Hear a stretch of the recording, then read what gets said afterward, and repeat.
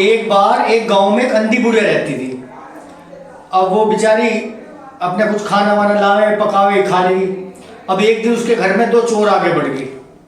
जब वो चोर आगे बढ़े तो उन चोरों को भूख लग रही थी। बुढ़िया ने जो उसमें अपने चूल्हे के ऊपर कुछ पकाने के लिए चावल वगैरह रखे थे, तो चोर आपस में बोले यार पहले खाना खा लो, बुढ़िया तो सो रही है। अब वो खाना उसमें चावल निकालने खाना खाने लगे, तो बुढ़िया का जब सो रही थी उसका हाथ इस तरह था। तो एक चोर बोला यार बुढ़िया को भूख लग रही है, थोड़ा सा इसे भी दे दो। तो दूसरे चोर ने थोड़े चावल उसके गर्म चावल उसके हाथ पर रख दिए बुढ़िया के। जब बुढ़िया के चावल हाथ पर रख दिए तो बुढ़िया ने एकदम रोल मचाई। जैसे एकदम रोल मचाई तो एकदम घबराहट में एक तो उसके खाट के नीचे पड़ गया बुढ़िया के, और एक खाट के ऊपर टांग होता था, उस पर जाके दुबक गया।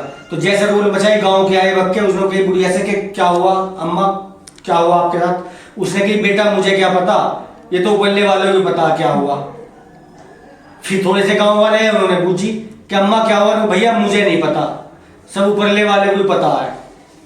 अब जो ऊपर टांड पे दुबक रहा था मैं टांड पे, उसने सोची है बुढ़िया मुझे कह रही है कि अब तो ऊपरले वाले को पता है। तो उसने कही मुझे कुछ नहीं पता, ये तो तेरे निचले वालों को पता जो खाट के तले बढ़ रहा है। वो भैया इतनी कहते ही वो चोर पकड़े गए, उनकी लट तुड़ाई हुई उन पे बढ़िया करके। अब जब लट तुड़ाई हुई तो उनकी अच्छी तरह उन्होंने मनाई की।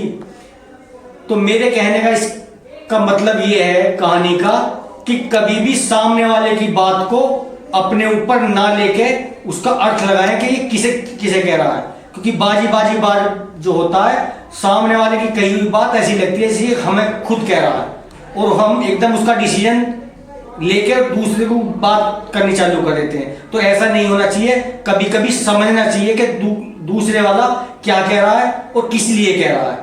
हर बात अपने ऊपर नहीं लेनी चाहिए, ये मेरा अपना मानना है।